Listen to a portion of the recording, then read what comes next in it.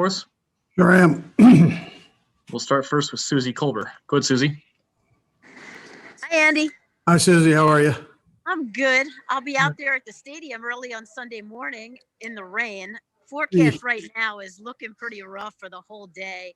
Just wondering how you've covered that with the team, as you dot every I, cross every T, how that impacts the preparation even this week and game plan. Yeah, so we talk about it, and we've kept them abreast of the weather forecast, which we always do before games, so they can just get out and test their shoes out and so on. So we practiced enough in the rain and played in the rain this year, so I think we're okay there. Go next to Sarin Petro. Go ahead, Sarin. Coach, there are a lot of milestones that can be achieved here. I think it's the 8th franchise to go back-to-back. You'd be only the 10th franchise to win 3 Super Bowls. You've talked about your time yesterday of when you met Lamar for the first time. I'm just curious, do you ever have a moment where you think about the history or maybe people come up to you and tell you all the history that you guys are in the middle of right now? Yeah, I'm aware of it because of the media, Sarin. But I'm old, so I've heard it before and seen it with my own eyes. So it's a neat deal. But when you're in the middle of it, I don't think you appreciate it as much. Maybe when you're done with the whole thing and you look back on it and you can appreciate it more. But we're just scrambling from one drill to another drill to a meeting to another meeting and making sure we get the media obligations taken care of and so on. So it's before you know it's the nighttime and it's time to go to bed. Let's go next to Harold Kuntz. Go ahead, Harold. Hello, Andy, from 12 minutes away from Arrowhead. How you doing? All right, Harold. I'm good. Thank you.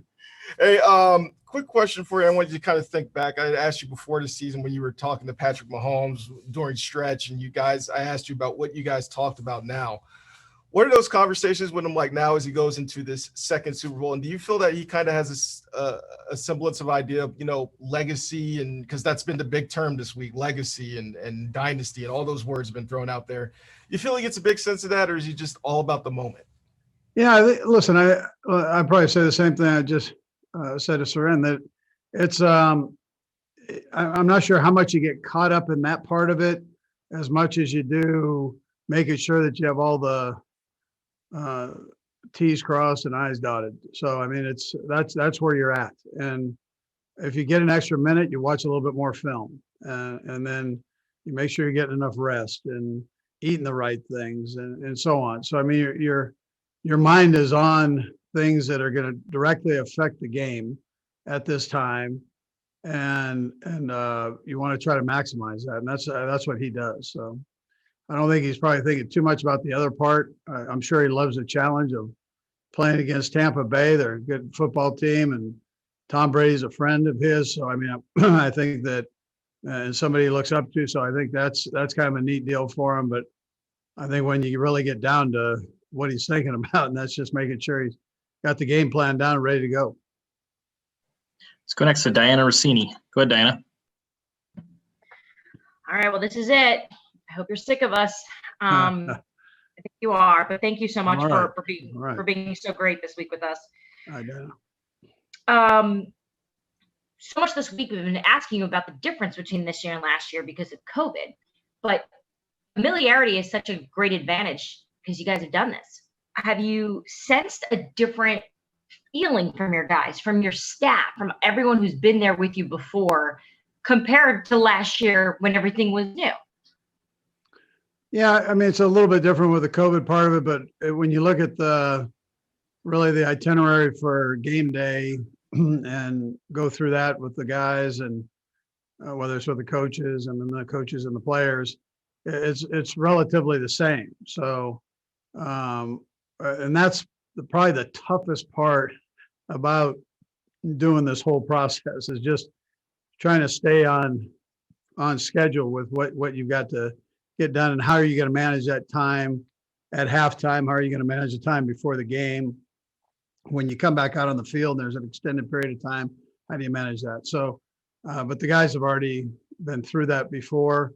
we made sure we're covering it now, just to refresh them, and for the new guys, it would be something new. But yeah, that part I would tell you isn't much different. Let's go next to Nate Taylor. Go ahead, Nate. Hey, Andy, two quick things for Hi, you. Nate. Just was the practice today the same as attendance as yesterday? That's my first one. Injury wise, you're saying? Yeah. Yes. Okay. Same exact deal. Yeah. Got you. Thank you. And then secondly, what's been the most enjoyable part for you, Andy, to see the guys who didn't play in this game last year help the team push to make it back so that they could have their opportunities? Guys, whether they're rookies or guys like Andrew Wiley, Alex Okafor, Juan Thornhill, what's it been like to see? Yeah, D. Williams came down to the game and hung out of practice. I mean, it was so he sat through the heat there of the practices we had and watched, and he was there every day. And so I think that's it's a neat deal for all those guys. And they've really, they've made a point of talking to people about it. They've also made a point of working hard so that they have an opportunity to show in this game. Go next to Nancy Armour. Go ahead, Nancy. Hey, Andy.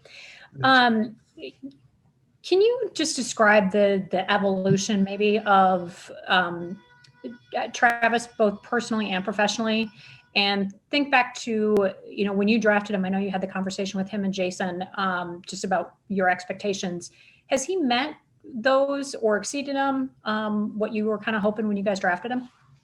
Yeah, well, that was just more about how we roll with things and where you'd need to kind of get to stay with it. And so I would tell you that, yeah, no, he's matched it and exceeded that part. Football wise, you never know what you're going to get really until you have them there and they're doing it. So I tell you, he's greatly exceeded that, and he's trying to get better than what he is. So, which I appreciate. Yeah. Go next to Aaron Ladd. Go ahead, Aaron.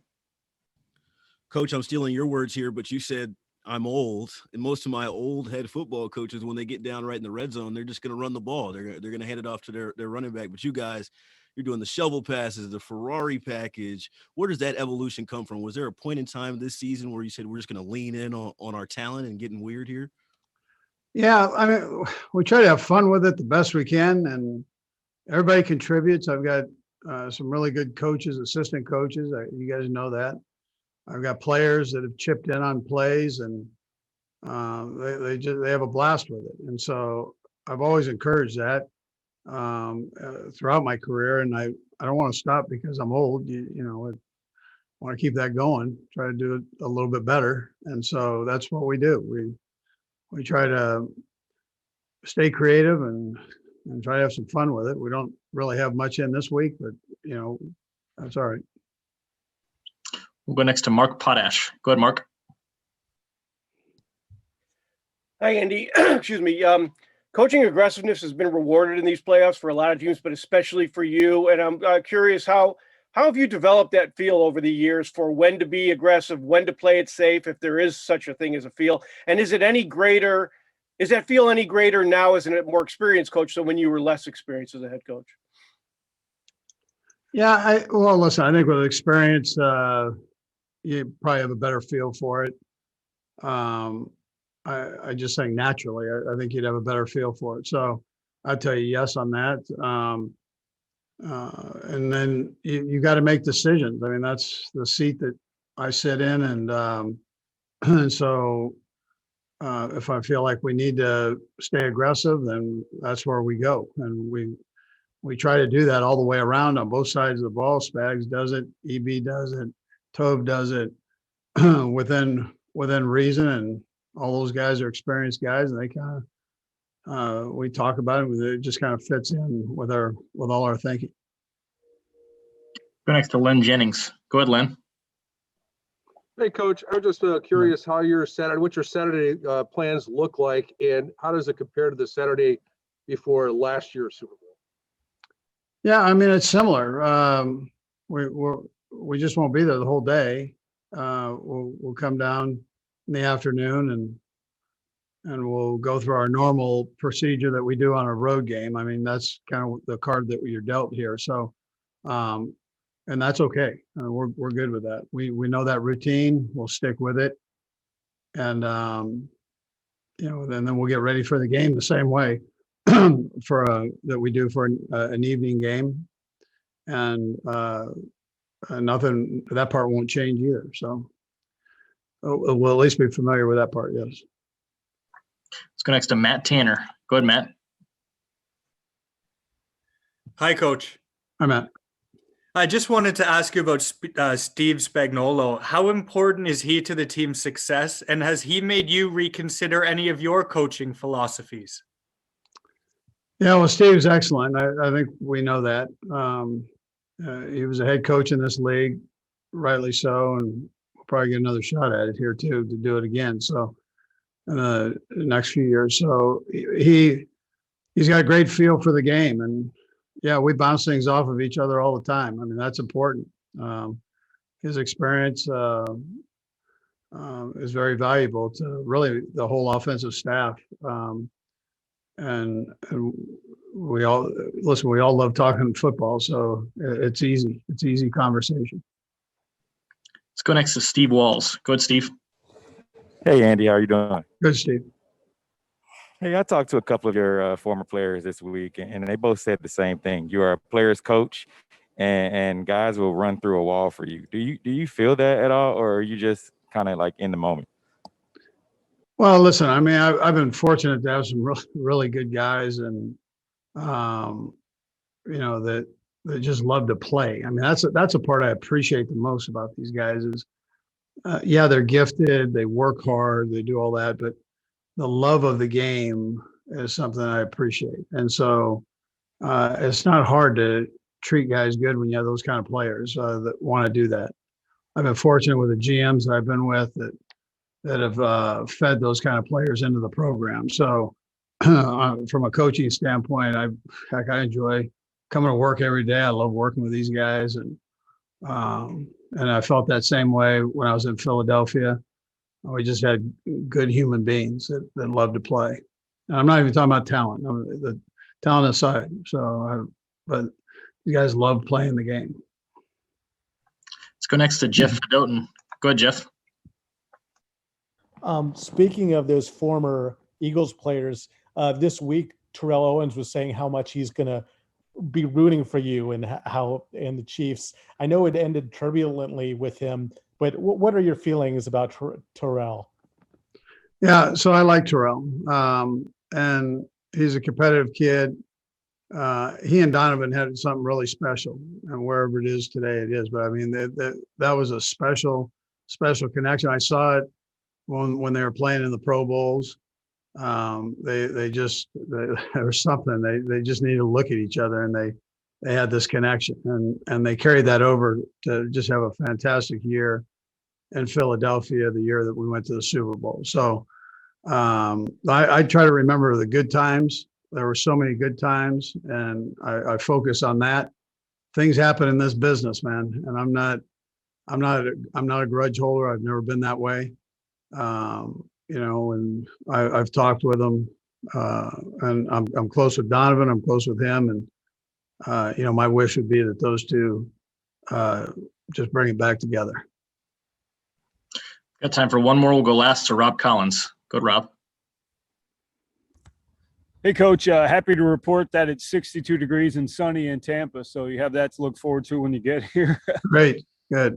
Yep. Bruce Arians this morning was talking about sticking to a routine and how critical it was during the Super Bowl, and obviously they're here and they're home, and you guys are back in Kansas City. I'm just wondering if you deviated at all from what you did last year, and how different is it for you guys? Well, it's a bit different just because of the media setup. We were the home team, and we had the choice of when we could use the media and that. And so this is a bit different, just time-wise, but it actually fits right in with our normal schedule. So it hasn't been a big disruption at all. Coach, we appreciate your time. Thanks for joining us. Okay. Let me just say one thing. My heart goes out to the Schottenheimer family. Marty and I were close, and what a great person. He was great to me as a young football coach, and nobody did it better than he did. And I'm hoping we can mend them, but most of all, his family, they're staying strong. And I had a chance to talk to Brian last night, and I appreciated the conversation there. So, and my heart goes out to him.